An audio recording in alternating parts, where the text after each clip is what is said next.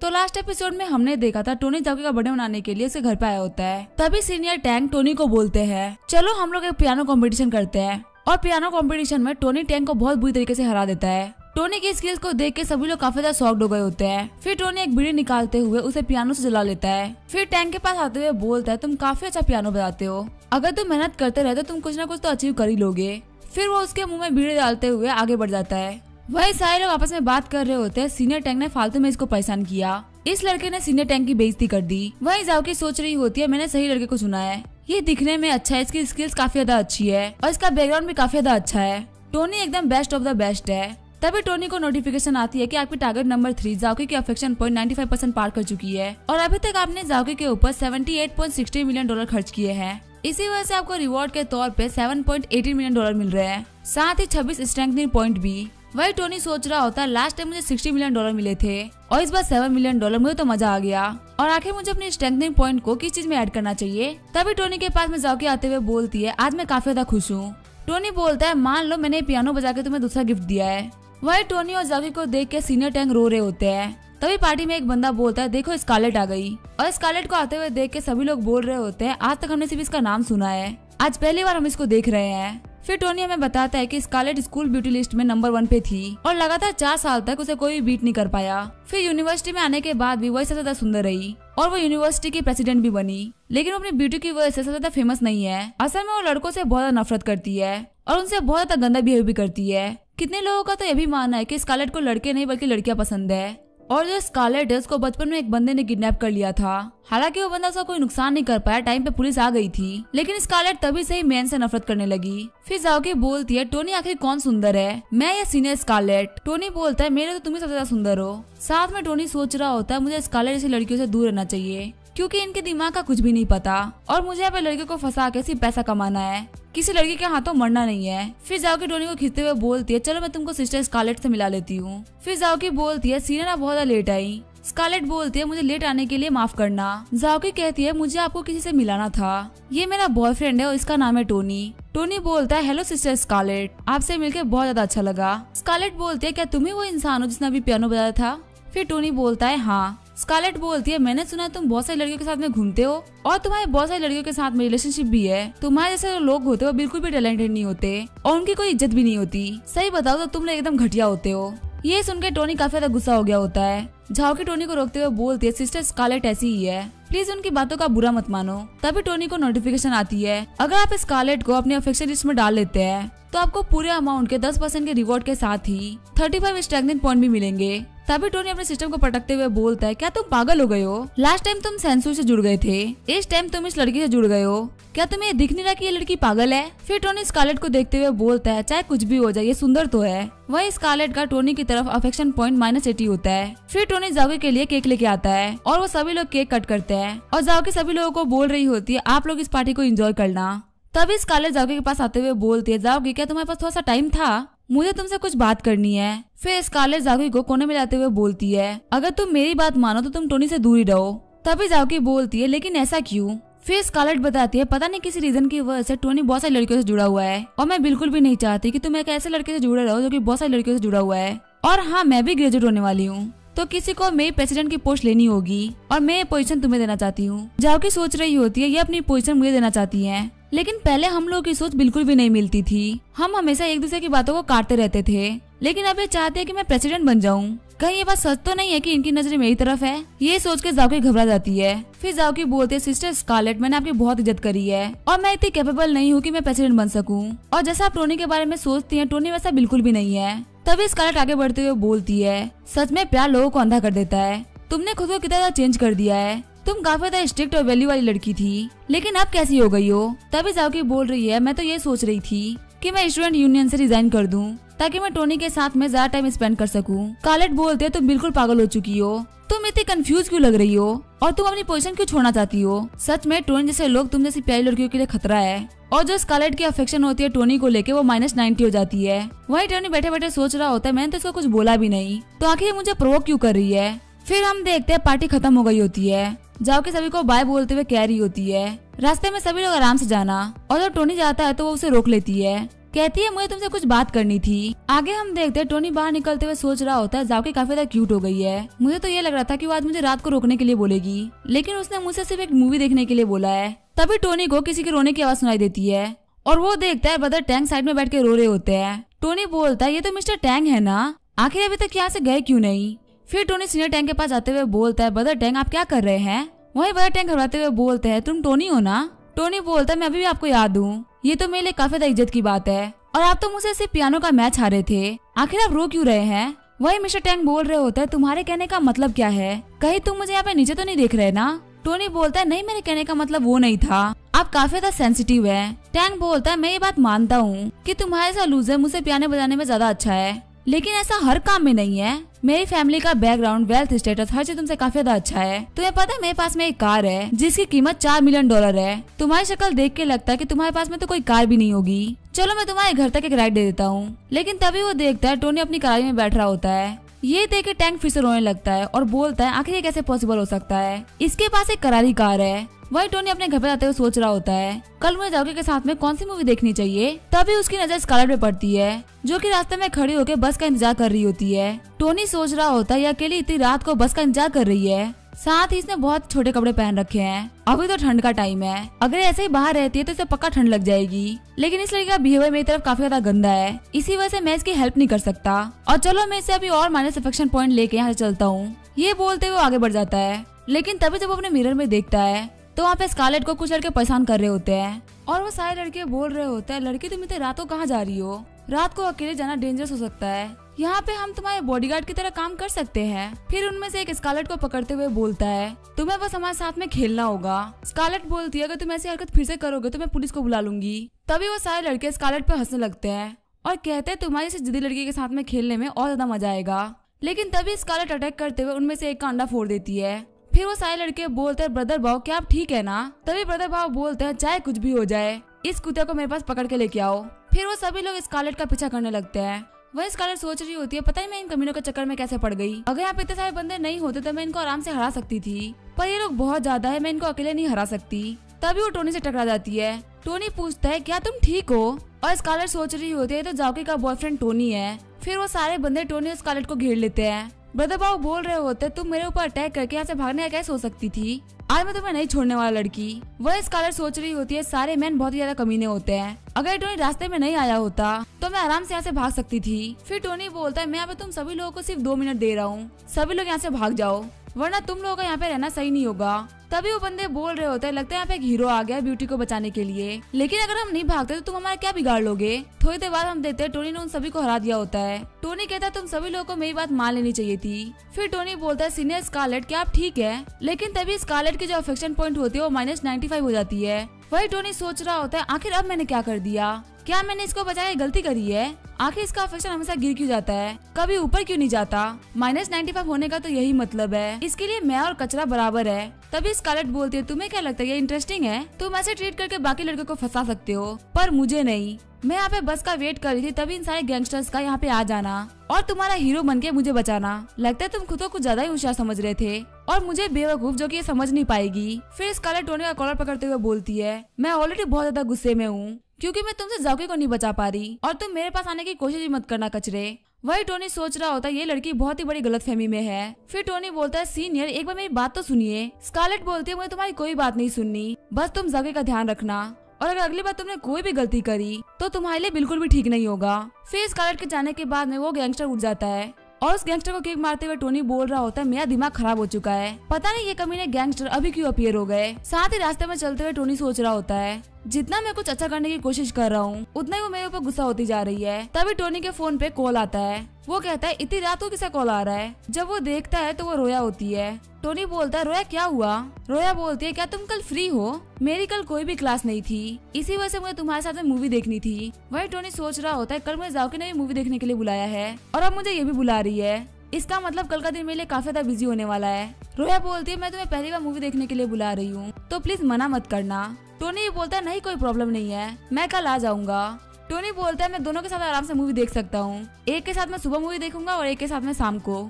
अगले दिन हम देखते हैं टोनी अपने कॉलेज के बाहर आ रखा होता है, उसको वेंजे ने मैसेज कर रखा होता है कि मेरे लिए वेट करो। फिर टोनी को याद आ रहा होता है कि वेंजे ने एक लड़की को मूवी देखने के लिए पूछा था, लेकिन उसने रिजेक्ट कर दिया और वेंजे के पास में एक टिकट पड़ी हुई है। और मुझे तो लगा था कि मुझे सिर्फ 2 जगह मूवी देखने के लिए जाना है, लेकिन अब तो मुझे 3 जगह मूवी देखने के लिए जाना है। और आखिर मैं वेंजे को कैसे मना कर सकता हूँ? उसने मेरी पहले बहुत हेल्प कर रखी है। मुझे बस इन तीनों के साथ में मूवी देखने के लिए टाइम को अरेंज करना होगा। मैं वेंजे के साथ में सुबह मूवी देखूंगा, जाकी के साथ में दोपहर में और रोया के साथ शाम को।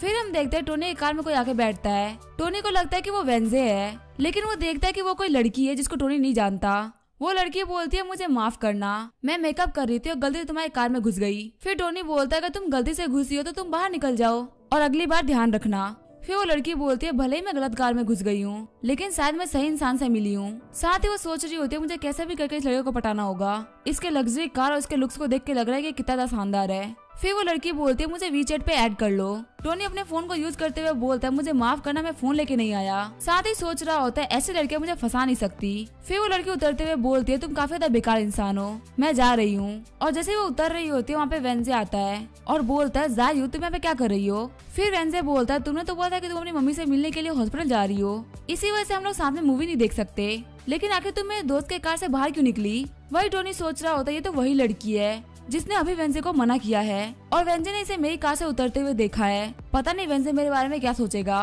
टोनी बोलता है वेंजे तुम मेरी बात सुनो, मैं तुमको अभी फटाफट एक्सप्लेन कर देता हूँ। फिर वेंजे उस लड़की पे गुस्सा करते हुए बोलता है तुमने मेरे दोस्त को देखा एक कराई कार ड्राइव करते हुए, इसी वजह से तुम इसे पटाने के लिए इसे कार में घुस गई, लेकिन तुम इसे बिल्कुल ही पसंद नहीं आई और इसे तुम्हें कार से बाहर निकलने के लिए कह दिया। और यहाँ पे मेरे दोस्त ने कुछ भी नहीं किया, बस तुम मुझे चिपकने की कोशिश कर रही थी। टोनी कहता है हाँ तुम बिल्कुल सही बोल रहे हो। फिर वेंजे और टोनी कार में बैठ के वहाँ से निकल जाते हैं। वही जायू सोच रही होती है मैंने तो सुना था कि वेंजे एक बहुत ही बड़ा लूजर है जिसको 1 महीने के $1000 मिलता है खर्च करने के लिए। आखिर इसका इतना अमीर दोस्त कैसे हो सकता है? सीन चेंज होता है, मैं मूवी हॉल का सीन दिखाया जाता है। वेंजे रोते हुए बोल रहा होता है आखिर तुम हमेशा सभी लोगों को कैसे पटा लेते हो और मैं ऐसा क्यों नहीं कर पाता? टोनी कहता है मैं तुम्हें कैसे बता सकता हूँ, और लगता है तुम्हें लड़कियां इसी वजह से पसंद नहीं करती क्योंकि तुम्हारे पास में अच्छा बैकग्राउंड नहीं है। वहीं जो पीछे लड़कियां होती है वो बोल रही होती है आखिर ये दोनों लड़के एक साथ क्यों आए हैं, लगता है ये काफी अच्छे दोस्त है। वही टोनी बताता है कि जो भी इंसान पहले अपनी ख्वाहिशों को रिवील करता है वो हमेशा वीक दिखता है। ये जो लव का सीन है वो एकदम बैटलफील्ड की तरह है। अगर तुम यहाँ पे हार्ड प्ले नहीं करते तो तुम यहाँ पे हार जाओगे। जितना तुम उन लड़कियों के पीछे भागोगे उतना वो तुमसे दूर भागेंगी, लेकिन वही जितना तुम स्ट्रॉन्ग दिखोगे वो उतना तुम्हारे पास आने की कोशिश करेंगी। वेंजे बोलता है बात तो तुम्हें बिल्कुल सही बोली, तो चलो ठीक है अब तुम मुझे सिखाओ कि आखिर मैं स्ट्रॉन्ग कैसे बनूं। टोनी कहता है ऐसे भी मत करो, सब लोग देख रहे हैं और आखिर मैं तुम्हें क्या ही सिखा सकता हूँ, मैं तो बस थोड़ा सा हैंडसम हूँ, तुमसे थोड़ा सा रिच हूँ और मेरे पास कुछ गर्लफ्रेंड्स भी है और जो भी चीज मेरे पास में है वो तुम्हारे जैसे ऑर्डिनरी इंसान के लिए समझना काफी ज्यादा मुश्किल है। वेंजे बोलता है अगर तुमने एक शब्द और बोला तो मैं तुम्हें बहुत बुरा मारूंगा। फिर वो दोनों मूवी देख के बाहर निकल जाते हैं। वेंजे कहता है मुझे तुमसे बात करके बहुत ज्यादा मजा आया, अब मुझे समझ में आया कि मुझे फ्यूचर में क्या करना है। टोनी बोलता है अगर मैंने तुम्हारी हेल्प करी तो तुम मेरा एक काम करो, 2 घंटे बाद मुझे कॉल कर देना। और टोनी की सारी बातें सुन के वेंजे को कुछ भी समझ में नहीं आ रहा होता। वही टोनी सोच रहा होता है मुझे पता चल गया कि आखिर मैं कैसे जाकी के पास से रोया के पास जाऊंगा। सीन चेंज होता है और हम देखते हैं जाकी को जो कि वेट कर रही होती है और कहती है आधे घंटे के अंदर शो स्टार्ट होने वाला है, आखिर टोनी आया क्यों नहीं। तभी जाकी के पास एक लड़का आता है और वो बोलता है हेलो मेरा नाम है वुवेन और मैं देख रहा हूँ तुम कब से यहाँ पे अकेली खड़ी हो, क्या तुम मुझे वीजेट पे ऐड करना चाहोगी। तभी जाकी बोलती है अभी मुझे किसी से मिलने के लिए जाना है तो मैं ये काम नहीं कर सकती। और वुवेन बोलता है तुम्हें मुझे वीजेट पे ऐड करने पे तुम्हारा कुछ भी नहीं बिगड़ेगा और अगर तुम चाहो तो बाद में मेरे नंबर को डिलीट भी कर सकती हो, लेकिन बस अभी के लिए मुझे ऐड कर लो। फिर टोनी वहाँ पे आते हुए बोलता है जिस टेक्निक को तुम यूज कर रहे हो वो काफी ज्यादा गलत टेक्निक है। फिर टोनी जाकी के पास जाते हुए बोलता है मिस हमें कहीं और चल के बात करनी चाहिए। वही वुवेन सोच रहा होता है आखिर लड़का कौन है और ये ऐसे एक्ट क्यों कर रहा है। थोड़ी देर बाद हम देखते हैं टोनी और जाकी को जो कि मूवी देख रहे होते हैं, लेकिन टोनी सिर्फ अपने फोन पे ध्यान लगा के बैठा होता है। जाकी बोलते हैं क्या तुम्हें मूवी पसंद नहीं आ रही है, तुमने कब से अपना ध्यान अपने फोन में लगा रखा है।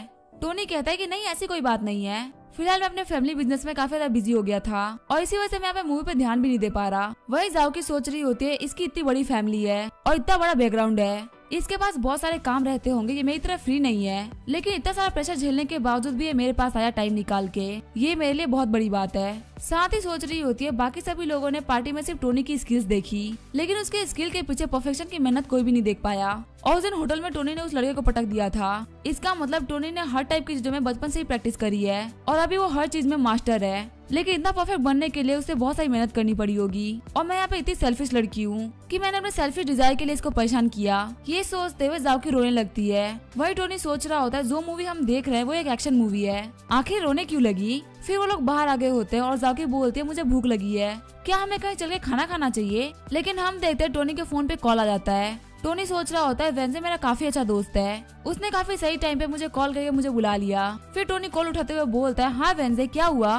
फिर टोनी एक्टिंग करते हुए बोलता है क्या ऐसे कैसे हो सकता है और क्या ये चीज सीरियस है, मैं अभी आ रहा हूँ। वही जो वेंजे होता है उसे कुछ भी समझ में नहीं आ रहा होता। टोनी कहता है जाओकी मुझे माफ करना, मुझे कुछ काम आ गया था इसी वजह से मुझे जाना होगा। जाओकी बोलती है कोई बात नहीं, तुम्हें जो भी काम है वो तुम करके आ जाओ। साथ ही वो टोनी को जाते हुए देख के सोच रही होती है लगता है इसका दोस्त काफी बड़ी प्रॉब्लम में फंस चुका है, लेकिन ये फिर भी उसको बचाने के लिए इतनी जल्दी जा रहा है। वही टोनी अपने काम में बैठते हुए सोच रहा होता है मैंने 2 लोगों के साथ मूवी देख ली, अब सिर्फ रोया बाकी है। फिर टोनी रोया की बिल्डिंग के नीचे आ गया होता है और कह रहा होता है मैं नीचे आ गया हूँ, जल्दी आओ। साथ ही टोनी सोच रहा होता है अब मुझे सिर्फ लास्ट मूवी देखनी है और आज का पूरा दिन काफी ज्यादा थकाने वाला था, आज के बाद मैं कभी भी इतने सारे काम एक साथ में नहीं लूंगा। फिर रोया आते हुए बोलती है तुम्हें ज्यादा वेट तो नहीं करना पड़ा ना। वही टोनी सोच रहा होता है ये तो काफी ज्यादा अच्छी लग रही है और सच में रोया एक ट्रू ब्यूटी है जो कि कुछ भी पहने अच्छी लगती है।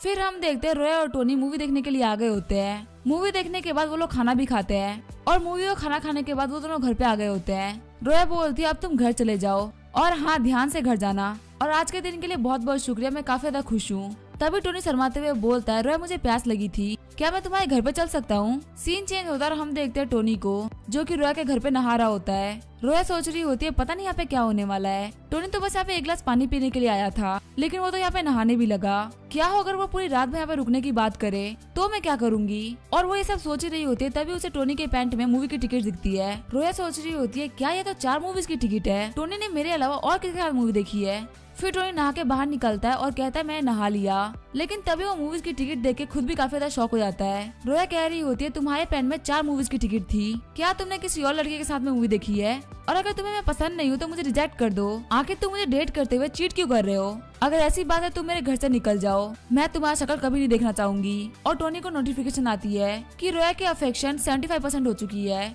टोनी सोच रहा होता है जैसा मैंने प्लान किया था बिल्कुल वैसा ही जा रहा है। फिर टोनी बोलता है लगा तुम मेरी बिल्कुल भी वैल्यू नहीं करती हो और तुम्हें मेरे ऊपर बिल्कुल भी विश्वास नहीं है, यहाँ पे सिर्फ 2 मूवीज की टिकट्स ने मेरे सारे एफर्ट्स को खराब कर दिया। रोया कहती है तुम्हारे कहने का मतलब क्या है। टोनी अपना फोन आगे करते हुए बोलता है मैंने आज वेंजे के साथ मूवी देखी है, अगर तुम्हें विश्वास नहीं है तो तुम मुझसे खुद भी पूछ सकती हो। फिर वेंजे फोन उठाते हुए बोलता है टोनी क्या हुआ, तुम इतनी रात को फोन क्यों कर रहे हो। रोया बोलती है वेंजे मैं रोया बात कर रही हूँ, मुझे तुमसे एक बात पूछनी थी, क्या टोनी ने तुम्हारे साथ मूवी देखी है। वेंजे बोलता है हाँ आज हम लोगों ने वुल्फ वॉरियर देखी थी, असल में मैंने अपने कॉलेज की जायू को बोला था डेट पे चलने के लिए लेकिन उसने मुझे रिजेक्ट कर दिया, इसी वजह से मुझे टोनी के साथ मूवी देखनी पड़ी। लेकिन एक सेकंड रुको, ये तो टोनी का फोन है ना, आखिर टोनी का फोन तुम्हारे हाथों में क्या कर रहा है, क्या तुम दोनों साथ में हो। और टोनी तो बहुत ही बड़ा कमीना है, आखिर वो इतनी लड़कियों को पटा कैसे लेता है। फिर रोया सोच रही होती है वेंजे आखिरकार है तो टोनी का ही दोस्त, ऐसा भी तो हो सकता है वो इसकी गलती को छुपा रहा हो। मुझे याद है वेंजे ने जायू का नाम लिया था, चलो एक बार मैं जायू से कंफर्म कर लेती हूँ। फिर रोया जायू को कॉल करते हुए बोलती है क्या तुम्हें आज वेंजे ने डेट के लिए पूछा था। जायू बोलती है हाँ उसने मुझे वुल्फ वॉरियर मूवी देखने के लिए बोला था लेकिन मैंने उसे मना कर दिया। और तुम्हें पता है आज मुझे कॉलेज के बाहर एक बहुत ही सुंदर लड़का दिखा था जिसके पास में एक लाल कलर की करारी कार थी, मैंने उसे पटाने की कोशिश करी लेकिन उस लड़के ने मुझे भाव भी नहीं दिया। फिर टोनी बोलता है तुमने चेक कर लिया ना, अब क्या तुम मेरे फोन की पेमेंट भी चेक करना चाहती हो। और रोया कह रही होती है नहीं मेरे ये कहने का मतलब नहीं था। तभी टोनी बोलता है रोया आज तुमने मुझे काफी ज्यादा डिसअपॉइंट किया है। रोया कहती है मैं आज गलत थी, प्लीज मुझे माफ कर दो, मैंने तुम्हें गलत समझ लिया। लेकिन टोनी गेट बंद करते हुए बाहर निकल जाता है, साथ ही सोच रहा होता है ये तो काफी अच्छी बात है कि मैं फंसा नहीं, वरना तो आज बहुत ही बड़ी प्रॉब्लम हो जाती। अगले दिन हम देखते हैं रोया ने टोनी को मैसेज कर रखा होता है कि सारी गलती मेरी थी, मुझे माफ कर दो। टोनी रोया से बोलता है नहीं मुझे एक्सप्लेन करना चाहिए था, ये सारी मेरी गलती है। ये देख के रोया सोच रही होती है यहाँ पे जितनी भी गलती थी वो सारी मेरी ही थी और टोनी ने कुछ भी नहीं किया था फिर भी वो माफी मांग रहा है। सच में ये बहुत ज्यादा जेंटल नोबल है। ये बोलते उसकी अफेक्शन फिर से 95 पहुँच जाती है।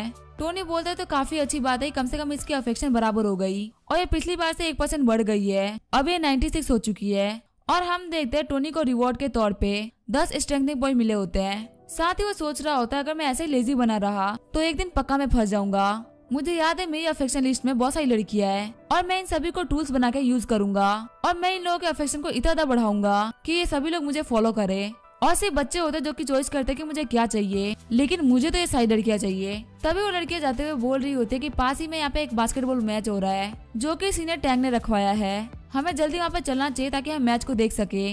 टोनी कहता है कि मैच, चलो मुझे भी चल के देखना चाहिए। फिर टोनी भी जिम के अंदर आ गया होता है। वहाँ पे सभी लड़कियां टैंक के नाम के नारे लगा रही होती हैं और टोनी सोच रहा होता है आखिर ये लोग क्या कर रही हैं? ये लोग तो ऐसे बिहेव कर रही हैं जैसे कि वो बंदा कोई एक्टर हो। और हम देखते हैं वहाँ पे निया और नोरा भी खड़े होते हैं और जैसे ही निया टोनी को देखती है वो दौड़ते हुए टोनी के पास चली जाती है और कहती है तुम भी यहाँ पे हो, ये तो बहुत ही बड़ा कोइंसिडेंस है। वही नोरा वहाँ पे खड़े खड़े चिढ़ रही होती है। फिर टोनी के पास में जूली भी आ जाती है और कहती है तुम्हें भी बास्केटबॉल का मैच देखना पसंद है? वही टोनी सोच रहा होता है आज मैं पागल हो जाऊंगा। पास ही खड़े दो लड़के बात कर रहे होते हैं। देखो इस लड़के के पास में कितनी सारी लड़कियां खड़ी हैं और इनमें से तो कुछ हमारे कैंपस की ब्यूटीज भी है। तभी वहाँ पे जाओके और स्कारलेट आ जाते हैं। स्कारलेट बोलते हैं तुम लोगों को शर्म नहीं आ रही? तुम यहाँ पे लड़कियों के पीठ पीछे उन लोगों की बातें कर रहे हो। वो लड़के बोल रहे होते हैं प्लीज हमें माफ कर दो, हम कभी भी ऐसा नहीं करेंगे। वही स्कारलेट सोच रही होती है पूरी की पूरी जगह कचरे से भरी हुई है। जाओके बोलती है हमें ऐसा नहीं बोलना चाहिए, पहले हम लोगों को मैच देखना चाहिए। वही हम देखते हैं सीनियर टैंक को जो कि बोल रहे होते हैं आखिर कमीना टोनी यहाँ पे क्या कर रहा है और इसको यहाँ पे इतनी सारी लड़कियों ने घेर क्यों रखा है? क्या इन सभी लड़कियों को यहाँ पे मैं नहीं दिख रहा? फिर वो युकी को देखते हुए बोलता है अब मेरा चांस है रिवेंज लेने का। मैं पिछले 2.5 साल से बास्केटबॉल प्रैक्टिस कर रहा हूँ और पक्का से टोनी मुझे बास्केटबॉल में तो नहीं हरा सकता। ये बोलते हुए टोनी की तरफ अपनी बॉल फेंक देता है, लेकिन टोनी भी उसके बॉल को रोक लेता है और कहता है तुम्हारे ये करने का मतलब क्या था? मैं ये मानता हूँ कि तुम वो पियानो मैच हार गए, लेकिन उसका गुस्सा तुम मेरे ऊपर अटैक करके निकाल रहे हो। सीनियर टैंक बोलते तुम मेरे रिवेंज लेने के काबिल भी नहीं हो और क्या तुम यहाँ पे मेरे साथ में बास्केटबॉल में 1 वर्सेस 1 करना चाहोगे? फिर टोनी उस बास्केटबॉल को काफी ज्यादा जोर से पकड़ते हुए सीनियर टैंक की तरफ फेंक देता है। टोनी कह रहा होता तुम यहाँ पे बॉल से खेलने की बात कर रहे हो, लेकिन मैं यहाँ पे तुम्हारी बॉडी के साथ खेलूंगा। वही टैंक सोच रहा होता है इस लड़के को तो मैं आराम से रोक सकता हूँ, लेकिन तभी उसे वो बास्केटबॉल आके काफी जोर से लगती है और वो पीछे की तरफ गिर जाता है। जाके बोल रही थी जो सीनियर टैंक है वो पूरे बास्केटबॉल टीम के कैप्टन है, लेकिन फिर भी वो टोनी के सिर्फ एक सर्विस को नहीं संभाल पा रहे। स्कारलेट बोल रही होती है तुम्हें समझ में नहीं आ रहा यहाँ पे क्या चल रहा है। असल में टोनी ने यहाँ पे किसी भी स्किल का यूज नहीं किया है, उसने सिर्फ अपने फोर्स का यूज किया है। वही सीनियर टैंक के जो साथी होते हैं वो बोलते हैं ब्रदर टैंक आप ठीक है ना, कहीं आपको चोट तो नहीं लगी? वही टैंक सोच रहा होता है आखिर ये बंदा इतना स्ट्रॉन्ग कैसे हो सकता है। फिर टोनी आगे बढ़ते हुए बोलता है 1 वर्सेस 1 करने में इतना ज्यादा मजा नहीं आ रहा, कैसा रहेगा अगर हम लोग 5 वर्सेस 5 की टीम बैटल करें? ये सुन के सभी लोग शॉक्ड हो गए होते हैं। सीनियर टैंक सोच रहे होते हैं यहाँ पे जितने भी प्लेयर्स है वो सभी मेरे टीम के हैं, यहाँ तक कि जो रेफरी है वो भी मेरे अंडर में आता है, लेकिन फिर भी ये मेरे साथ में 5 वर्सेस 5 करना चाहता है। इसको ये नहीं पता कि ये 5 वर्सेस 5 नहीं 1 वर्सेस 9 होने वाला है। फिर उनके बीच में गेम स्टार्ट हो जाता है। बॉल के साथ आगे बढ़ते हुए सीनियर टैंक सोच रहे होते हैं आज मैं तुम्हें बहुत ज्यादा परेशान करूंगा और मैं तुम्हारी इतनी बेइज्जती करूंगा कि जाओ कि तुम्हें छोड़ दे और मेरे पास में आ जाए। वही टोनी को टोनी की टीम के बंदों ने घेर रखा होता है। टोनी सोच रहा होता है ये कमीने उस टैंक की बात मान रहे हैं, यहाँ पे ये लोग उसके लिए मुझे रोक रहे हैं, लेकिन इन बेवकूफों को नहीं पता कि ये मुझे रोक नहीं सकते।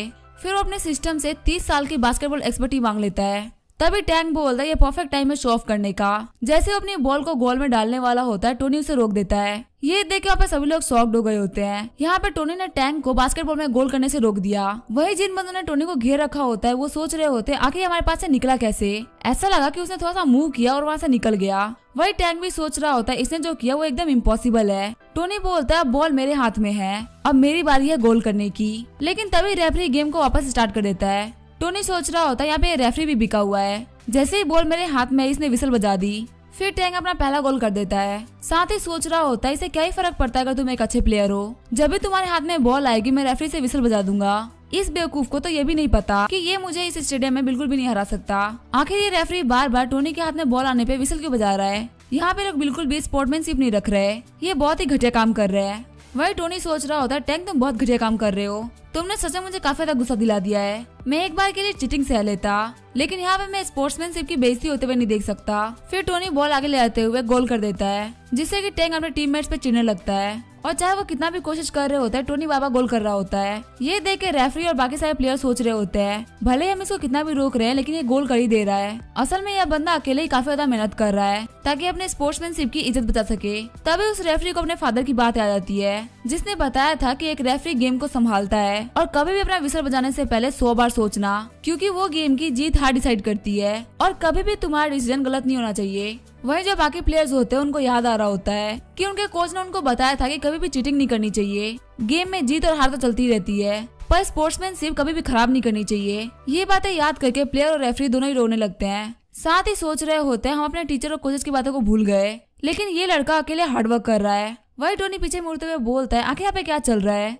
ये सभी लोग रो क्यों रहे हैं। फिर वहाँ पे जितने भी प्लेयर होते हैं वो सभी अपने पोजीशन पे आ जाते हैं। टोनी सोच रहा होता है आखिर यहाँ पे क्या चल रहा है। वही जाओकी कह रही होती है ये असली स्पोर्ट्समैनशिप है। और टैंक को वहाँ पे ये सब देख के कुछ भी समझ में नहीं आ रहा होता। वो कह रहा होता है क्या इन सभी लोगों को पैसा नहीं कमाना। फिर हम देखते हैं वहाँ पे सभी लोग आपस में बात कर रहे होते हैं कि सीनियर टैंक ने यहाँ पे स्पोर्ट्समैनशिप की बेइज्जती करी है। टोनी कह रहा होता है यहाँ पे जितनी भी तुम्हारी बेइज्जती हो रही है वो सब तुम्हारी गलती की वजह से हो रही है। वही टैंक सोच रहा होता है भले ही मुझे कुछ भी क्यों ना करना पड़े पर मैं ये गोल रोक के रहूंगा। फिर जैसे ही टोनी गोल करने के लिए आगे बढ़ता है टैंक उसके पेट पे कोनी मारने लगता है। साथ ही सोच रहा होता है भले तुम ये गेम जीत जाओ लेकिन इस हिट के बाद तुम कुछ दिन तक उठ नहीं पाओगे। लेकिन टोनी की बॉडी काफी ज्यादा स्ट्रॉन्ग होने की वजह से टैंक का हाथ टूट जाता है। चिल्लाते हुए टैंक बोल रहा होता है आखिर कैसे पॉसिबल हो सकता है, मेरा हाथ कैसे टूट गया। वह जो टोनी होता है वो गोल कर देता है और टोनी के गोल करने की वजह से जाओकी, नोरा, निया और जूलिन सभी के अफेक्शन पॉइंट 1 पॉइंट से बढ़ जाते हैं, जिसकी वजह से टोनी को सबकी तरफ से 10 स्ट्रेंथनिंग पॉइंट मिलते हैं। टोनी टैंक से बोलता है भले ही तुम्हारी एबिलिटीज कितनी भी ज्यादा अच्छी हो लेकिन तुम्हें कैप्टन बनने के लायक नहीं और तुम ऐसे बेवकूफ के साथ में कंपटीशन करना मेरे लिए एकदम बेइज्जती की बात है। टैंक बोलता है टोनी ज्यादा एरोगेंट मत बनो, आज या कल मैं तुम्हें पक्का से हरा दूंगा। वही जूली बोतल लेकर खड़ी होती है और बोलती है टोनी कहाँ गया, मुझे उसे अपने हाथों से पानी पिलाना है। वही नोरा, निया और जाओकी भी बोतल लेकर खड़े होते हैं लेकिन टोनी बाहर आ गया होता है। घर आते हुए टोनी बोल रहा होता है मेरी किस्मत काफी ज्यादा अच्छी है कि मैं वहाँ से भाग पाया, वरना मैं जिसकी बोतल पहले चूज करता बाकी तीनों मुझे मार डालती। फिर टोनी अपने घर पे आ गया होता है और शावर ले रहा होता है। टोनी कहता है गेम खेलने के बाद में शावर लेने का मजा ही कुछ और है। और जब वो अपने फोन में देखता है तो वहाँ पे चैट ग्रुप में मैसेज आ रखे होते हैं। वहाँ पे एक बंदे ने मैसेज कर रखा होता है क्या तुम्हें वाइफ चाहिए। ये पढ़ने के बाद में टोनी एकदम शॉक्ड हो गया होता है। फिर हमें एक एक्ट्रेस नताशा रोमानोफ के बारे में बताया जाता है जिसने कि 22 की एज में बेस्ट एक्ट्रेस का अवार्ड जीता था और सभी लोग कहते हैं कि ये एक इंटरनेशनल एक्ट्रेस बनेगी। लेकिन तभी फेमस एक्ट्रेस नताशा कंट्रोवर्सी में फंस जाती है जिसमें कि मान जाता है कि वो एक काफी ज्यादा खराब इंसान है। फिर बताया जाता है कि वो एक स्कैंडल में भी इन्वॉल्व है जिसकी वजह से उसके ऑनलाइन फैंस काफी ज्यादा घट जाते हैं और कंपनसेशन के तौर पे उसे 30 मिलियन की पेमेंट भी करनी होती है। हालांकि जो नताशा रोमानोफ है वो रोमानोफ ग्रुप से बिलोंग करती है और रोमानोफ ग्रुप एक काफी ज्यादा बड़ा ग्रुप है लेकिन उसकी हालत कुछ दिनों से काफी ज्यादा खराब चल रही है। अगर रोमानोफ इंडस्ट्री 30 मिलियन डॉलर की पेमेंट करती है तो वो पूरी तरीके से बर्बाद हो जाएगी। और ये सारी बातें टोनी को नताशा रोमानोफ का भाई हैप्पी रोमानोफ बता रहा होता है। हैप्पी बोलता है मैंने आपसे बोला था शादी करने के लिए, उस वक्त मैं आपसे अपनी बहन के बारे में बात कर रहा था। टोनी कहता है तुम चाहते हो कि मैं तुम्हारी बहन से शादी कर लूँ और रोमानोफ फैमिली का दामाद बन जाऊं। हैप्पी बोलता है मेरे कहने का मतलब वो नहीं था, मैं बस ये चाहता हूँ कि आप मेरी बातों पर थोड़ा ध्यान दे और जो मेरी बहन है वो कोई बुरी इंसान नहीं है, बस लोगों का जो उसके बारे में सोचना है वो बुरा हो चुका है और उसको 30 मिलियन डॉलर की कंपनसेशन भी पे करनी है। इसी वजह से मैं चाहता हूँ कि आप उसका घर खरीद ले। टोनी सोच रहा होता है अच्छा ये चाहता है कि मैं इसकी बहन का घर खरीद लूँ, लेकिन जो इसकी बहन है वो एक सेलिब्रिटी है, इसका मतलब तो एक काफी अच्छी इंसान रहेगी पैसा खर्च करने के लिए। टोनी बोलता है ठीक है मैं तुम्हारी हेल्प कर सकता हूँ, तुम अपनी बहन से मेरी एक अपॉइंटमेंट फिक्स कराओ ताकि मैं उसे जाके मिल सकूं। हैप्पी बोलता है मैं बस 2 सेकंड में कराता हूँ। साथ ही हैप्पी सोच रहा होता है मिस्टर स्टार्क तो एकदम लेजेंड है, मैं तो चाहता हूँ कि मुझे अपना बॉडीगार्ड रख ले। और मैंने तो ये भी सुना है कि इन्होंने अभी जाओ ग्रुप के अंदर 500 मिलियन डॉलर की इन्वेस्टमेंट करी है। अगर मेरी बहन इनकी वाइफ बन जाती है तो हमारा रोमानोफ ग्रुप सेफ हो जाएगा। सीन चेंज होता है और हम देखते नताशा को। नताशा कह रही होती है मुझे पता है वो बंदा काफी ज्यादा स्ट्रॉन्ग है लेकिन मैं किसी के सामने नहीं झुकूंगी। फिर वो कॉल करते हुए बोलती है वो बूढ़ा मेरे साथ में सोना चाहता है, आखिर उस कमीने के सोचने की हिम्मत कैसे हुई। फिर नताशा कहती है लेकिन अब मैं कर भी क्या सकती हूँ, मेरे को कंपनसेशन देने के लिए कुछ ना कुछ तो करना ही पड़ेगा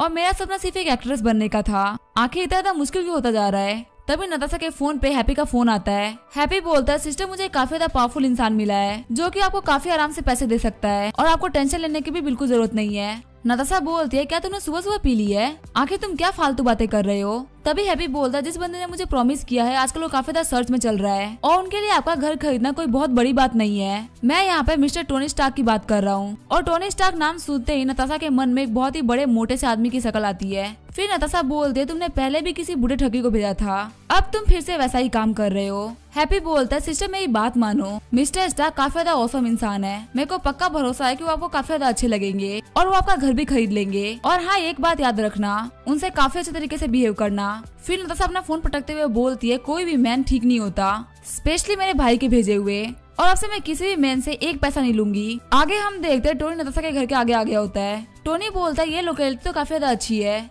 और जो विला मैंने पहले खरीदा था ये उससे भी काफी ज्यादा पास में है, लगता है यही है नताशा का घर। और मुझे बिल्कुल भी नहीं लगा था कि मैं इतनी बड़ी स्टार से इतनी जल्दी मिल पाऊंगा। नताशा कह रही होती है लगता है वो आ गया।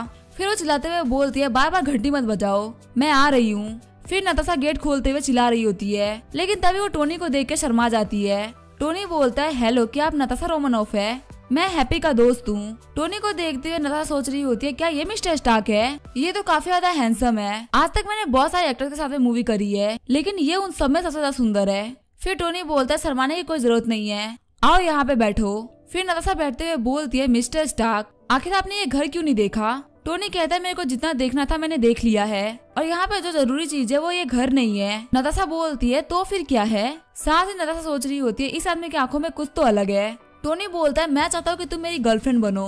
तभी हम देखते हैं नताशा टोनी की अफेक्शन लिस्ट में ऐड हो जाती है। टोनी सोच रहा होता है, पर ज्यादा फालतू बातें करने से अच्छा है कि मैं इसे डायरेक्टली पूछ लूं, देखते हैं इसका रिएक्शन कैसा रहता है। वही नताशा सोच रही होती है, तुम चाहते हो कि मैं तुम्हारी गर्लफ्रेंड बनूं? लगता है तुमने मुझे काफी ज्यादा नीचे देख लिया।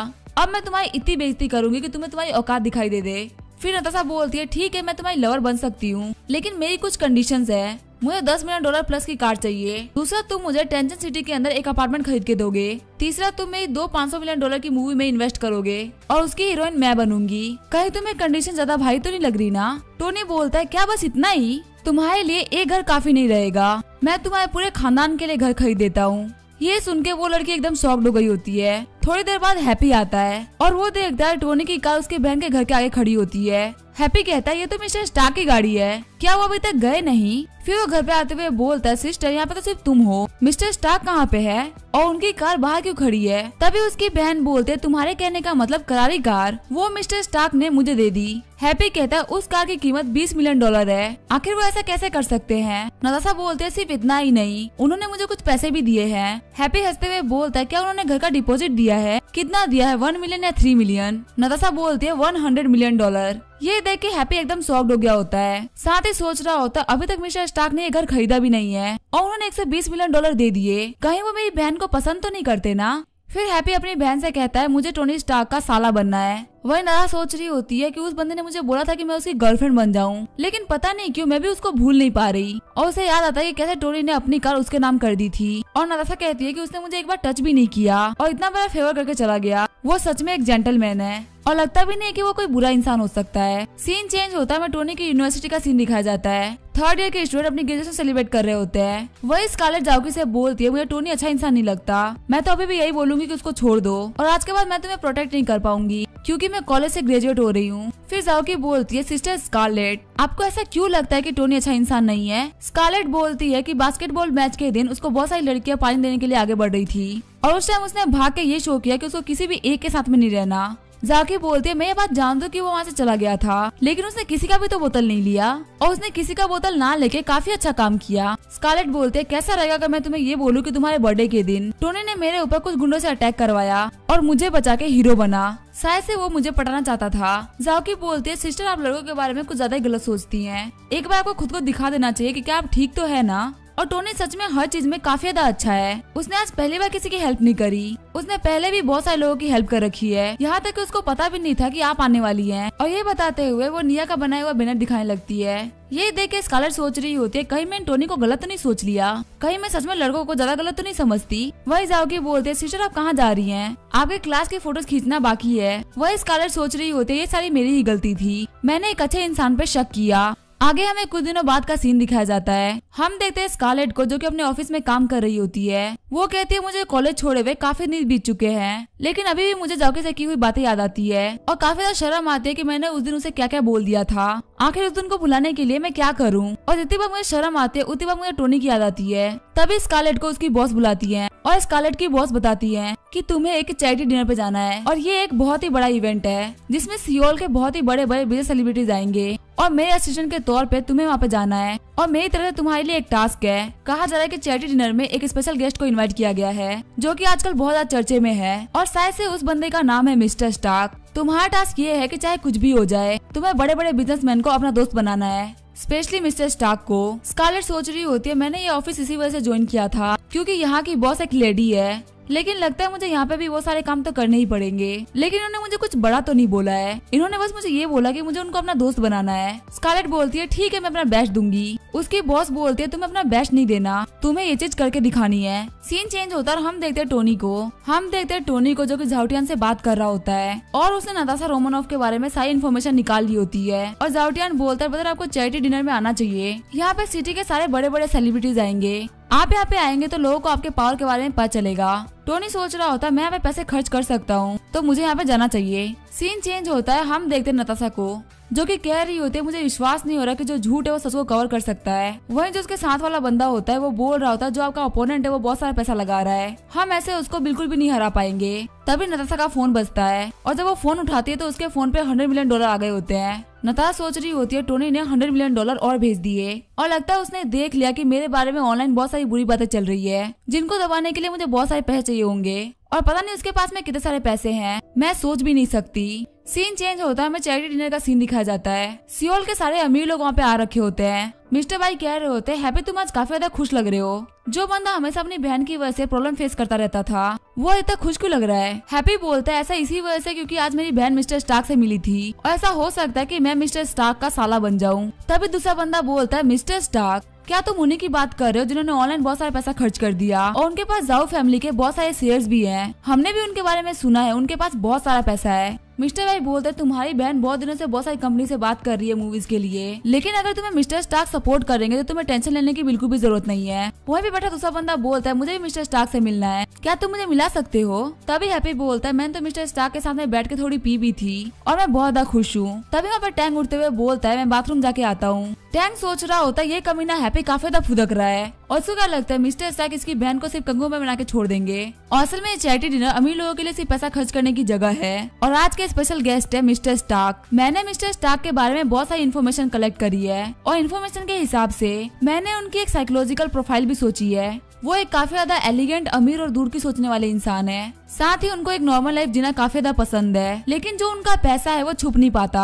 और उस हैप्पी को क्या लगता है उसने थोड़ा बहुत मिस्टर स्टार्क को जान लिया तो उसे बहुत कुछ पता है, मैं आज मिस्टर स्टार्क को अपना बहुत अच्छा दोस्त बना लूंगा और इसी वजह से मैं गेट पे खड़ा हो जाता हूँ ताकि मैं उनके आते उनसे बात कर सकूँ। और बिग ब्रदर टैंक आओ जी तुम बस देखते रहो कैसे मैं दुनिया को दिखाता हूँ कि टैंक ग्रुप को आगे बढ़ाने के लिए मैं सबसे ज्यादा लायक वारिस हूँ। तभी उसकी नजर टोनी पे जाती है और वो कहता है ये तो टोनी है, आखिर से सिक्योरिटी गार्ड के कपड़े क्यों पहन रखे हैं। टोनी सोच रहा होता है लगता है यहीं पे चैरिटी डिनर हो रहा है और मैंने इस पार्टी को अटेंड करने के लिए बहुत सारा खर्चा किया है, मैंने $20,000 खर्च कर दिए एक सूट खरीदने में और अब मुझे काफी ज्यादा बुरा लग रहा है इस बात को लेके, अपना पैसा खर्च करने में बहुत ज्यादा दिल दुखता है। फिर टोनी की नजर वहाँ के सिक्योरिटी गार्ड पे जाती है। टोनी बोल रहा होता है ये कैसे पॉसिबल हो सकता है, यहाँ के बॉडीगार्ड और मेरे कपड़े तो एकदम सेम है और क्या ये जो अमीर बंदे होते हैं वो अपने बॉडीगार्ड को इतने अच्छे कपड़े देते हैं पहनने के लिए, यहाँ तक कि इसका शर्ट भी मैच कर रहा है मेरे से। तभी टोनी के पास में टैंक आते हुए बोलता है ये तो हमारे बास्केटबॉल प्रिंस टोनी है, लेकिन आखिर आज ये सिक्योरिटी गार्ड क्यों बने हैं। टोनी सोच रहा होता है ये गंदी सी आवाज, ये तो वही टैंक है।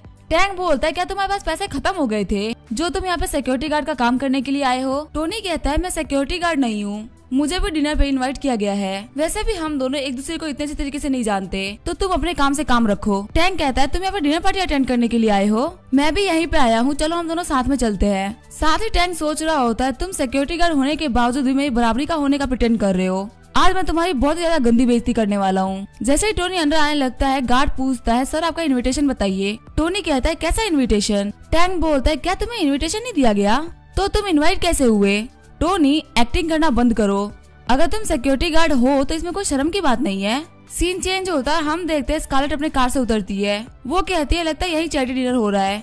वह सारे लोग स्कारलेट को देखते हुए बोल रहे होते हैं आखिर ये लड़की कौन है, ये तो बहुत ज्यादा ब्यूटीफुल है, ये जाओ फैमिली की रोया और रोमानोव फैमिली की नताशा उन दोनों से ज्यादा ब्यूटीफुल है। स्कारलेट सोच रही होती है मुझे पता तक नहीं है कि मिस्टर स्टार्क कैसे इंसान है, पर मुझे कैसे भी करके उनको कन्विंस करना होगा ताकि वो हमारी कंपनी में इन्वेस्ट कर सके। तभी स्कारलेट को साइड में टोनी और टैंक दिखते हैं। स्कारलेट सोच रही होती है टोनी यहाँ पे क्या कर रहा है। वही टोनी गुस्सा करते हुए बोल रहा होता है मैंने कहा ना मेरे पास कोई इन्विटेशन नहीं है, लेकिन फिर भी मैं यहाँ पे इन्वाइटेड गेस्ट हूँ। बॉडीगार्ड बोलता है सर जितना मुझे पता है इसके हिसाब से सभी इन्वाइटेड गेस्ट के पास में उनकी इन्विटेशन कार्ड है। टैंक बोलता है जिनके पास इन्विटेशन नहीं होता वो स्पेशल गेस्ट होते हैं, जैसे कि मेरा भाई टैंक आउजी और मिस्टर चैन शार्क कंपनी से, और तीसरे सबसे बड़े इंटरनेट सेंसेशन टोनी स्टार्क। और टोनी इनमें तुम कौन हो। तभी वहाँ पे स्कारलेट आते हुए बोलती है ये मेरे साथ में है, ये देखिए मेरा इनविटेशन, और रूल्स के हिसाब से यहाँ पे इनवाइटेड पर्सन अपने साथ में एक बंदे को लेके आ सकता है। बॉडीगार्ड बोलता है ठीक है मैम आप जा सकते हैं। टोनी सोच रहा होता है आखिर स्कारलेट मेरे पे इतनी ज्यादा चिढ़ती है तो ये मेरी हेल्प क्यों कर रही है। स्कारलेट बोलती है मैं तुम्हारी हेल्प इसलिए नहीं करी कि तुम मुझे अच्छे लगने लगे हो, लेकिन मैं तुम्हारा उस दिन का फेवर लौटा रही हूँ, मुझे माफ करना, मैंने तुम्हें उस दिन गलत समझ लिया था। वही टोनी सोच रहा होता है क्या ये मेरा फेवर रिटर्न कर रही है। मैं यहाँ पे एक कॉल पे बहुत सारे लोगों को बुलाने वाला था जिससे कि टैंक के बहुत ज्यादा बेइज्जती हो जाती, लेकिन इसने ये सब कुछ खराब कर दिया और ये अभी भी कह रही है कि इसने मेरी हेल्प करी और मुझे इसका शुक्रिया करना चाहिए। टोनी कह रहा होता है भले ही तुम मुझे यहाँ पे अपना फेवर देना चाह रही हो, लेकिन मैं यहाँ पे इनवाइटेड हूँ, मैं तुम्हें फॉलो नहीं करूंगा और तुम्हें दूसरे लोगों के मैटर के बीच में नहीं पढ़ना चाहिए, ये यूनिवर्सिटी का स्टूडेंट यूनियन नहीं है। ये सब सुनकर स्कारलेट काफी ज्यादा गुस्सा हो गई होती है, साथ ही सोच रही होती है मैंने इसकी इतनी ज्यादा हेल्प करी लेकिन ये फिर भी मुझे ऐसे बोल रहा है, ये बंदा हेल्प के लायक ही नहीं है। वही वहाँ पे कुछ और लोग आ गए होते हैं जो कि बोल रहे होते हैं आखिर ये कौन लूजर है जो कि बिना इनविटेशन के आ गया है। यहाँ तक कि ये जिद भी कर रहा है अंदर आने के लिए। मैंने तो ये भी सुना है कि बहुत सारे ऐसे लोग हैं जो कि सिर्फ खाना खाने के लिए यहाँ पे घुस जाते हैं। टैंक बोलता है टोनी बड़े लोगों और छोटे लोगों में ज्यादा अंतर नहीं होता, अगर तुम चुपचाप अपना सिक्योरिटी गार्ड का काम करते तो तुम्हारी बेइज्जती नहीं होती, तुम कब से प्रिटेंड कर रहे हो कि तुम यहाँ पे इन्वाइटेड गेस्ट हो। टोनी सोच रहा होता है देखते चीजें किसके लिए मुश्किल होने वाली है। तभी हम देखते वहाँ पे मिस्टर बाई आते हैं, वो कह रहे होते हैं बाहर इतने सारे लोग क्यों इकट्ठा हुए हैं, क्या वहाँ पे कुछ एक्साइटिंग हो रहा है। तभी वो टोनी को देखता है और बोलता है मिस्टर स्टार्क यहाँ पे क्या कर रहे हैं। देख के लग रहा है कि वो काफी ज्यादा गुस्सा है और ये सारी पब्लिक उनकी बेइज्जती कर रही है, मुझे जल्दी यहाँ पे हाउटियन को बुला लेना चाहिए, नहीं तो यहाँ पे बहुत कुछ बुरा हो सकता है। सीन चेंज होता है, हमें अंदर का सीन दिखाया जाता है। हम देखते हैं टैंग आउजी को जो कि बोल रहा होता है आज तो मिस्टर स्टार्क आने वाले हैं ना, मैं बहुत दिनों से वेट कर रहा था ताकि मैं उनका दोस्त बन सकूं और मुझे पूरा विश्वास है कि मिस्टर हाउटियन मेरी हेल्प करेंगे मिस्टर स्टार्क से इंट्रोड्यूस कराने में। जाउटियन कहता है मैं मिस्टर स्टार्क के बारे में कुछ भी नहीं कह सकता, मैं मानता हूँ मिस्टर स्टार्क मेरे बहुत अच्छे दोस्त हैं और मैं उनको अपना बड़ा भाई मानता हूँ, लेकिन मैं फिर भी आपके लिए ट्राई करूंगा ताकि उनकी आपसे अच्छी खासी बात हो जाए। टैंग बोलता है मिस्टर जाउटियन आपका बहुत बहुत शुक्रिया। तभी जाउटियन को मिस्टर बाई का कॉल आता है। जाउटियन कॉल उठाते हुए बोलता है जाओ भाई क्या हुआ, चाहे तुम कुछ भी बोलो गेट पे तो मिस्टर स्टार्क को लेने के लिए मैं ही जाऊंगा। जाओ भाई बोलता है ब्रदर हाउटियन यहाँ पे कुछ भी अच्छा नहीं चल रहा, मिस्टर स्टार्क को गेट पे रोक दिया गया है और अभी भी बहुत सारे ऐसे लोग हैं जो कि उनकी बेइज्जती कर रहे हैं। जाउटियन कहता है आज मैंने बहुत बड़ी गलती कर दी, मैं मिस्टर स्टार्क को रिसीव करने के लिए टाइमली नहीं पहुँच पाया, इसी वजह से ये सब कुछ हो गया। और आखिर वो कौन गधा है जो कि उनको बेइज्जत करने का ट्राई कर रहा है। जाओ भाई बोलते हैं और कौन, टैंग फैमिली का सेकंड सन। ये सुनते ही टैंग हाउसी के मुंह से खून निकल जाता है, वो कह रहा होता है कि इस बेवकूफ ने क्या कर दिया और दौड़ते हुए बाहर जाने लगता है। बाहर हम देखते हैं टैंग को जो कि कह रहा होता है मैंने तुमसे कहा था ना कि तुम्हें इतने बड़े लोगों की पार्टी में नहीं आना चाहिए, अगर तुम यहाँ पे चुपचाप सिक्योरिटी गार्ड का काम करते तो कितना अच्छा रहता ना। टोनी गुस्से में बोलता है अपना हाथ मेरे ऊपर से उठाओ, मेरे ऊपर हाथ रखने के लिए तो तुम्हारा बड़ा भाई भी क्वालिफाइड नहीं है। टैंग बोलता है तुम कीड़े बॉडीगार्ड, तुम मेरे भाई की बात कर रहे हो, तुम तो उसके जूते के बराबर भी नहीं हो। मेरा ब्रदर टैंग आउजी टैंग ग्रुप का हेड है और वो $10 बिलियन की एसेट से भी ज्यादा को संभालता है, अगर वो सिर्फ छींक दे तो उसे पूरा सियोल हिल जाता है। और क्योंकि मैं टैंग आउजी का छोटा भाई हूँ इसी वजह से मैं तुम्हें सबक सिखाने वाला हूँ, लेकिन तुम मेरा क्या ही बिगाड़ लोगे, तुम तो सिर्फ एक बॉडीगार्ड हो। वही स्कारलेट सोच रही होती है ये टैंग कब से अपने बड़े भाई के बारे में बात कर रहा है, इसे शो होता है कि बिल्कुल भी किसी लायक का नहीं है, सिर्फ अपने एंसेस्टर्स की दी हुई प्रॉपर्टी में फुदक रहा है, लेकिन फिर भी ये टोनी से तो बहुत ही बेटर है। मैंने इसको मौका दिया था कि मेरे साथ में चलकर अपनी बेइज्जती होने से बचा ले, लेकिन फिर भी इसको अपनी बेइज्जती करवानी थी। तभी वहाँ पे जाउटियन और टैंग हाउसी आ जाते हैं। सारे लोग बात कर रहे होते हैं कि टैंग हाउसी बहुत ही ज्यादा गुस्से में लग रहे हैं, आखिर उनको गुस्सा किसने दिला दिया। टैंग बोलता है बिग ब्रदर आप यहाँ पे क्यों आए, इस इंसान को तो मैं ही संभाल लेता। तभी टैंग हाउसी टैंग को थप्पड़ मारते हैं। टैंग बोलता है एल्डर ब्रदर आप मेरे साथ में ऐसा क्यों कर रहे हैं। टैंग हाउसी बोलते हैं तुम्हें पता है तुम यहाँ पे किसको बुली करने का ट्राई कर रहे हो, तुम्हारे सामने जो बंदा खड़ा है वो मिस्टर स्टार्क है। ये सुन के वहाँ पे सभी लोग शॉक्ड हो गए होते हैं। टैंग हाउसी वहाँ पे झुकते हुए बोलता है मिस्टर स्टार्क मुझे माफ करिएगा, मेरे ब्रदर ने आपको बहुत ज्यादा परेशान कर दिया, प्लीज उस बेवकूफ बच्चे को माफ कर दीजिए। ये देखे कि टैंग हाउसी मिस्टर स्टार्क के सामने झुक गए हैं, वहाँ पे सभी लोगों की फट जाती है। वो सोच रहे होते एक ऐसा बंदा जिसके पास में $10 बिलियन से भी ज्यादा की प्रॉपर्टी है, वो मिस्टर स्टार्क के सामने झुक रहा है, पता नहीं इनके पास में कितनी प्रॉपर्टी होगी। वही कुछ बंदे बोल रहे होते हैं मिस्टर स्टार्क हम आपके फैन हैं, प्लीज हमको ऑटोग्राफ दे दीजिए। वही टैंक सोच रहा होता है आखिर चीजें इतनी खराब क्यों होती जा रही है, पहले मैं इस बंदे से पियानो में हारा, फिर बास्केटबॉल में, और अब मुझे जिस चीज पे सबसे ज्यादा प्राउड था अपनी फैमिली बैकग्राउंड में भी मैं इससे हार गया। फिर जाउटियन बोलता है मिस्टर स्टार्क मुझे माफ करिएगा, यहाँ पे जितनी भी चैरिटी डिनर की अरेंजमेंट है वो मैंने नहीं करी है, तो आपको एक बार मुझे कॉल कर देना चाहिए था, मैं आपको लेने के लिए आ जाता। टोनी कहता है हम बिल्कुल भाइयों की तरह है, इतनी छोटी बात पे मैं यहाँ पे बिल्कुल भी गुस्सा नहीं होऊंगा। फिर जाउटियन बोलता है डिनर स्टार्ट होने वाला है और यहाँ पे जितने भी लोग खड़े हैं वो सभी सियोल के बड़े बड़े सेलिब्रिटीज है, तो आपका यहाँ पे खड़ा होना बिल्कुल भी अच्छा नहीं लग रहा, प्लीज अंदर चलिए।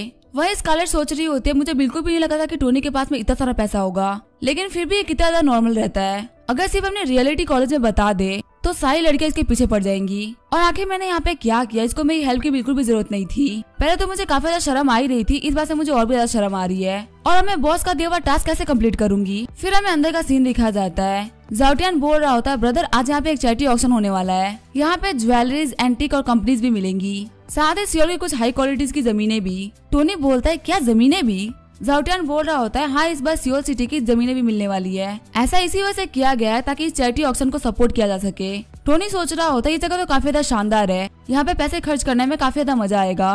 कंपनी जो जमीनें होती है उनकी कीमत बहुत ही ज्यादा होती है, मैं आराम से यहाँ पे $10 बिलियन तो खर्च कर ही दूंगा, लेकिन आखिर में ये सब दूंगा किसको। लेकिन अगर देखा जाए तो यहाँ पे मेरे पीछे स्कारलेट भी बैठी हुई है, नहीं ये थोड़ी मेंटली इल है, इसको देने से मेरा पैसा सिर्फ वेस्ट होगा। तभी हम देखते हैं वहाँ पे नताशा रोमानोफ आ जाती है और नताशा आगे 4th रो में बैठ जाती है। टोनी सोच रहा होता है हाँ मैं इसे पैसे खर्च कर सकता हूँ। और अगर देखा है तो नताशा 4th रो में बैठी हुई है और अंकल हान 2nd रो में बैठे हुए हैं। और मेरे पास जो सीट है उसके पास में चू तेंगुई की सीट है, जो कि सियोल सिटी की एक बहुत ही बड़ी लीडर है। इसका मतलब ये है कि मेरी जो रेपुटेशन है सिटी के अंदर वो बहुत ही ज्यादा है, इसी वजह से मुझे टॉप क्लास की सीट दी गई है। तभी हम देखते हैं एक लड़की आके चू तेंगुई की सीट पे बैठ जाती है, जिसको देख के सभी लोग बात कर रहे होते हैं कि आखिर ये लड़की कौन है जो कि चू तेंग की सीट पे आके बैठ गई है, क्या ये उनकी सेक्रेटरी है। तभी दूसरी औरत बोलती है फालतू बातें करना बंद करो, ये चू तेंगई की बेटी चू यूमो है। वही टोनी सोच रहा होता है ये लड़की तो काफी ज्यादा सुंदर है और एक लीडर की बेटी भी है, लेकिन ऐसी लड़की को मैं बिल्कुल भी प्रवोक नहीं कर सकता। तभी यूमो के आगे आउजी आ जाता है। तभी आउजी बोलता है चू यूमो मेरा नाम है टैंग आउजी और तुमसे मिलकर काफी ज्यादा अच्छा लगा। आउजी सोच रहा होता है ये टॉप लीडर की बेटी है, अगर इसके साथ में रिलेशन अच्छे होंगे तो ये हमारी कंपनी के लिए काफी अच्छा हो सकता है, और अगर सब कुछ अच्छा चलता रहा तो इससे मैरिज करना भी कोई बहुत बड़ी डील नहीं है। यूमो हाथ मिलाते हुए बोलती है हेलो मिस्टर टैंग, आपसे मिलकर काफी ज्यादा अच्छा लगा। यूमो सोच रही होती है मुझे लगा ही था कि यहाँ पे लोग ऐसे ही बिहेव करेंगे। जहाँ पे मैं जाती हूँ वहाँ पे सभी लोग मेरे से फादर की वजह से फ्लर्ट करने लगते हैं, लेकिन आखिर जो मेरे साइड में बंदा बैठा है वो कौन है, मैं इसको नहीं जानती और ये काफी ज्यादा यंग भी है, लेकिन ये टैंग आउजी जैसे लोगों के बराबर में बैठा हुआ है। फिर यूमो टोनी से बोलती है हेलो मेरा नाम है चू यूमो, आपका नाम क्या है, लेकिन टोनी उसकी तरफ देखता भी नहीं है। यूमो सोच रही होती है इस बंदे के साथ क्या प्रॉब्लम है, ये मेरी तरफ देख भी नहीं रहा, क्या ये बहुत ज्यादा शर्मीला है या मैं ही डरावनी दिख रही हूँ। टोनी सोच रहा होता है मैं इसे बात नहीं कर सकता, अगर मैंने इससे बात कही तो सिस्टम इसको मेरे साथ में जोड़ देगा और अगर कुछ भी गलत हुआ तो ये मेरी लाइफ का एंड होगा। फिर यूमो बोलती है तुम्हारी क्या प्रॉब्लम है, तुम मुझे आंसर क्यों नहीं कर रहे, मैंने सिर्फ तुम्हारा नाम ही पूछा था पर तुम तो काफी ज्यादा रूडली बिहेव कर रहे हो। हाउटियन बोल रहा होता है मिस्टर स्टार्क आप उसको हाई क्यों नहीं बोल रहे हैं। टोनी सोच रहा होता है अब मैं कुछ भी नहीं कर सकता और फिर वो यूमो को हाई बोलता है।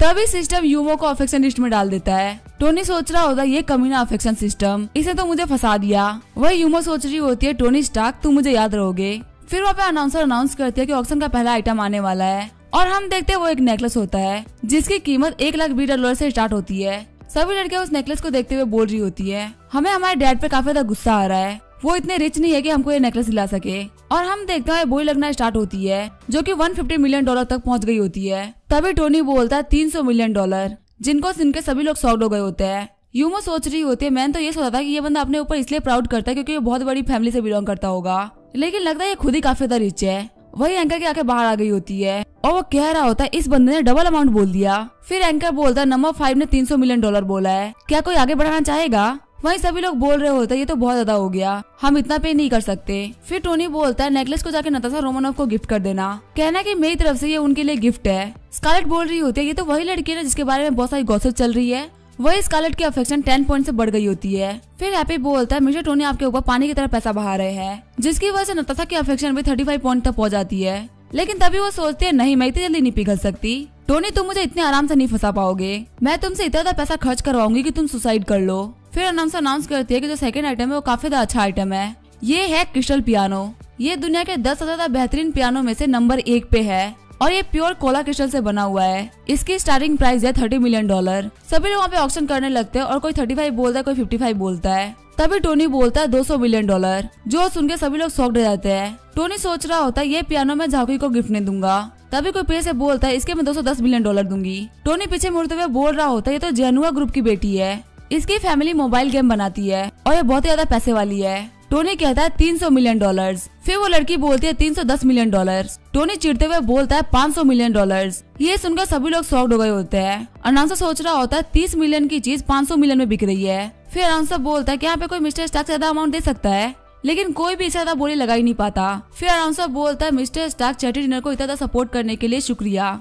तभी वो रेड वाली लड़की बोलती है पियानो खरीदना इतनी बड़ी बात नहीं है, पियानो को बजाना भी आना चाहिए। मिस्टर स्टार्क मैं आपसे रिक्वेस्ट कर रही हूँ कि आप सबके सामने जाकर थोड़ा सा पियानो बजा दे। टोनी बोलता है मिस सगुन क्या आपको पता है मुझे पियानो बजाना आता है? साथ ही सोच रहा होता है ये लड़की मेरी टैंक की तरह बेइज्जती करना चाहती है, लेकिन लगता है ना चाहते हुए मुझे शो ऑफ करना ही होगा। आगे बढ़ते हुए टोनी बोल रहा होता है मिस सगुन ने मुझसे इतना ज्यादा स्ट्रांगली रिक्वेस्ट किया है, आखिर मैं इनको मना कैसे कर सकता हूँ। साथ ही टोनी सोच रहा होता है अब देखेगी मेरी खतरनाक पियानो स्किल। फिर टोनी पियानो बजाना स्टार्ट करता है, जिसको सुनकर सारी लड़कियां बोल रही होती है तो काफी अच्छा पियानो बजाना जानता है। और टोनी को पियानो बजाते हुए देख के वहाँ पे सभी लोग काफी खुशी से रोने लगते हैं और नताशा का अफेक्शन 55 पॉइंट तक पहुंच जाता है। वह स्कारलेट रोते हुए सोच रही होती है अब मुझे समझ में आया कि आखिर जाओकी इसके प्यार में कैसे गिर गई। ये एक ऐसा लड़का जिसके पास में बैकग्राउंड, पैसा, शकल सब कुछ है और इसको हम मेल गोड भी कह सकते हैं। ऐसे लड़के के पीछे तो कोई भी पड़ जाएगा। मैं कौन होती हूँ इस इंसान को परखने वाली कि अच्छा या बुरा। टोनी को नोटिफिकेशन आती है कि स्कारलेट की अफेक्शन 100 पॉइंट तक जा चुकी है। टोनी सोच रहा होता है आखिर ये कैसी लड़की है, इसका मूड बहुत जल्दी स्विंग होता है, लगता है मेरे टैलेंट की वजह से ये चौंक गई। वही यूमा बोल रही होती है मुझे बिल्कुल भी नहीं लगा था कि इतना अच्छा पियानो बजा सकता है, मुझे इस बंदे को अपने वीचेट पे ऐड करना है, मुझे इससे इसके स्किल्स को लेकर कुछ क्वेश्चन पूछने थे। तो गाइज ये एपिसोड यहीं पे एंड होता है। इसके जितने भी चैप्टर्स थे मैंने सारे एक्सप्लेन कर दिए और जैसे जैसे नए चैप्टर आते रहेंगे मैं एक्सप्लेन करती रहूंगी। तो मिलते हैं